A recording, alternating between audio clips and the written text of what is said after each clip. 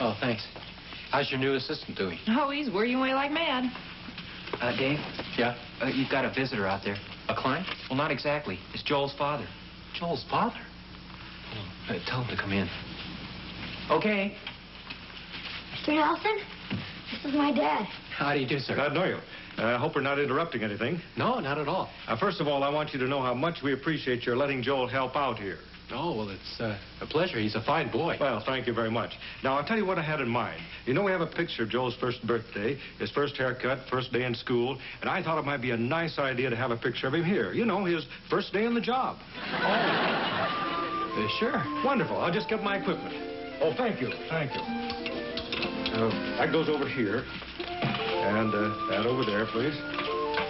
I thought it might be a cute idea to get a picture of him sitting behind your desk. Is that okay? Oh, sure. Let me just get some of the papers out of here. Hold it. Good, good. Like that. Now he's taking over your desk, too. Let's try one over there. Your feet on the desk there, right? And you say he's 9 years old? That's right. The work I've been doing is so important that a 9-year-old boy can do it. It's lucky they have child labor laws in this country. I probably would have been replaced a long time ago. You're kidding, of course. Just the other day, I heard David telling Judge Willoughby what a wonderful job you're doing. Oh, what do you say I was best at? Licking stamps, running for coffee, delivering envelopes, or dusting off law books? He said you had a fine analytical legal mind and a fantastic knack for research. Did he say that? You don't think I could make that up myself, do you? Besides, what's wrong with doing menial tasks? There's no such thing as an unimportant job, just unimportant people. The individual can bring dignity to any job. You sure you're not just saying all this to make me feel good? Don't be silly. I'm saying it so you do the dishes tonight. I'm tired.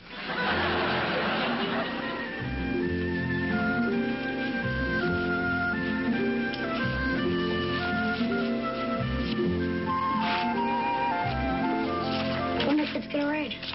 I don't think so. The sun's still shining. The weatherman said it would rain. Well, let's hope not. Sure glad I didn't go to the band concert. What's this? Our teacher's taking our class to a band concert after school. You could have gone if you wanted to. Oh, no, I got a job to do. Okay.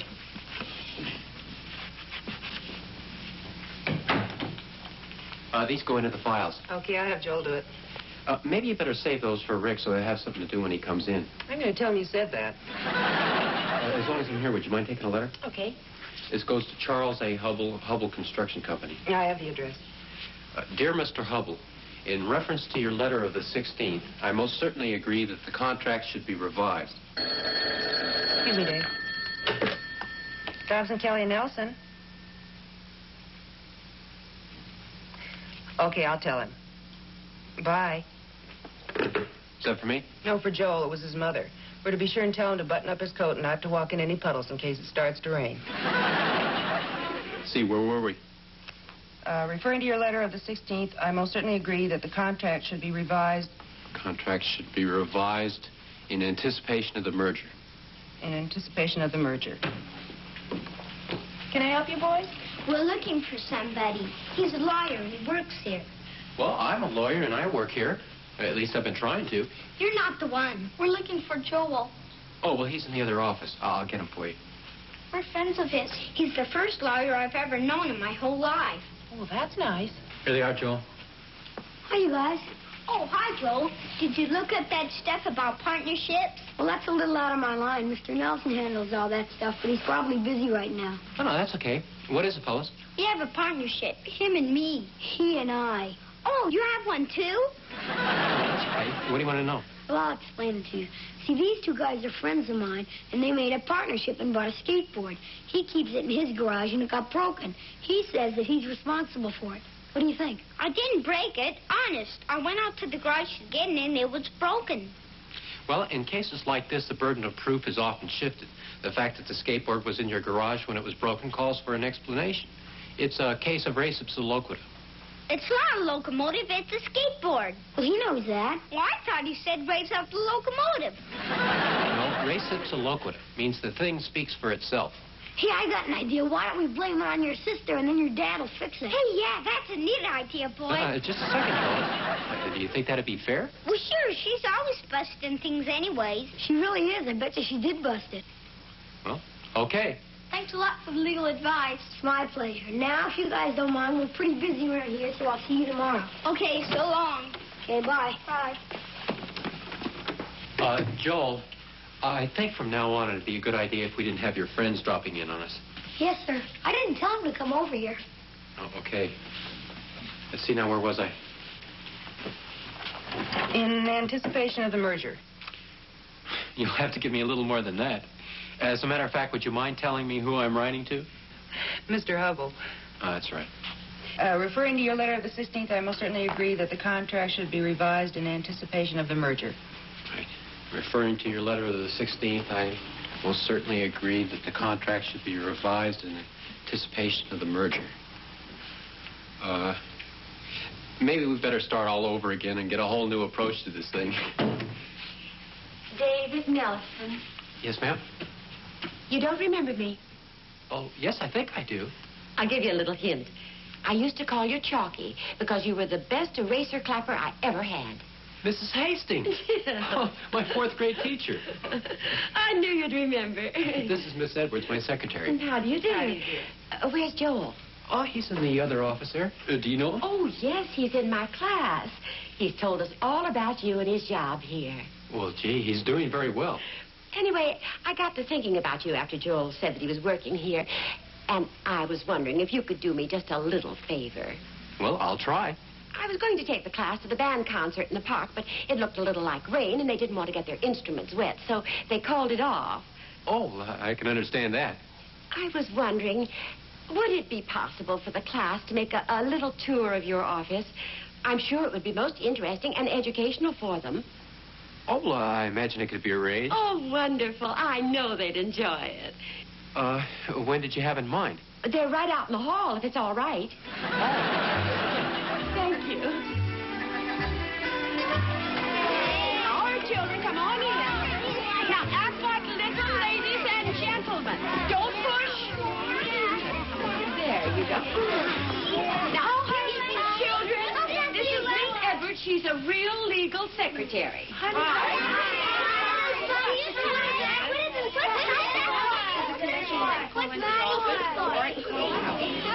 Oh, hi, Joe. Oh, hi. Is this your office? Not exactly, but this is my desk. Beautiful. Look at all this stamps.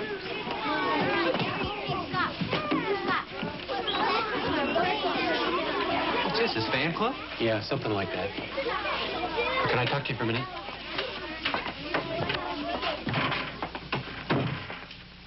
You know something? I can remember when that used to be a law office. I'm glad you said that. Brings me right to the point of our discussion. Somehow I don't like the tone of what you're leading up to. Well, to put it bluntly, we're in a state of chaos. Well, that's quite obvious. This has been brought about by the fact that we have 2 law clerks working here, which is 1 too many. I mean, you're giving me the sack? You want me to turn in my briefcase? Don't laugh. That's one of the possibilities. Well, who's laughing? And what's the other one? Well, since you and Joel are the law clerks in question, and since one of you must go, the alternative is that you fire Joel. In a very diplomatic way, of course. I believe this is what's known as Hobson's choice. But let me ask you this. How come I have the dirty job of firing when I didn't have anything to do with hiring him? Well, now that you mention it, wasn't exactly my idea either. Well, then why don't we turn this delicate task over to the man who was responsible for getting us into this in the first place? Meaning, of course, dear old Dad.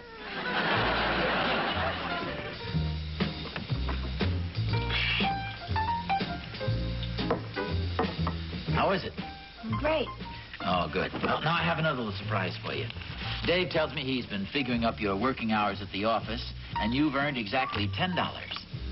You're kidding, Mrs. Allmine. That's right. Now you can buy that present for your dad. And you won't have to work anymore. There isn't anything wrong with my work, is there? Oh, no, not at all. Oh, no, you've been doing a fine job. In fact, they said the office wouldn't be the same without you. Well, then it wouldn't be fair for me to just quit. Well, actually, it's not fair for us to keep you working. I mean, you could be out playing with the rest of the guys. And you've earned the $10 for your dad's present. Yeah, but I've been thinking my mom's birthday's coming up pretty soon, too. His mother's birthday's coming up. Well, the bonus ought to take care of that. Bonus? Well, yeah, the bonus. The law office always gives its employees a little bonus when they leave. Oh. Here you are. Gee, thanks. Now I can start saving up for my mom and dad's anniversary and my sister's wedding. My cat has a birthday coming up pretty soon, and there's always Christmas. Kathy, one more banana split, please. Coming right up.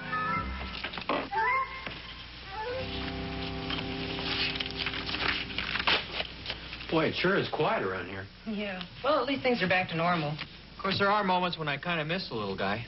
Now that you mention it, I kind of miss him, too. Hope you and your dad weren't too rough on him. Are you kidding? He could hardly walk out of the malt shop. His pockets were stuffed full of money, and his stomach was stuffed full of banana splits. He's a good little guy, though. He's got a lot on the ball. Good afternoon, folks. Oh, hi, Joe. I think you know my friends Andy and Randy. Sure. Hi, fellas. Hi. I know you're a busy man, so I won't take up too much of your time. Oh, that's okay. I see you're in the shoe shine business now. Yes, sir, and we sell newspapers, hot chocolate, and lemonade. And we're thinking of starting a travel bureau and a ticket agency. Well, it sounds like you're going to cover quite a bit of territory. Sure does. Thank you. I thought it might be a good idea if we formed a corporation. Yeah, might at that. I don't mind telling you, I like the way you do business around here. In fact, we'd like to give you all our legal work. Gentlemen, just step into my office.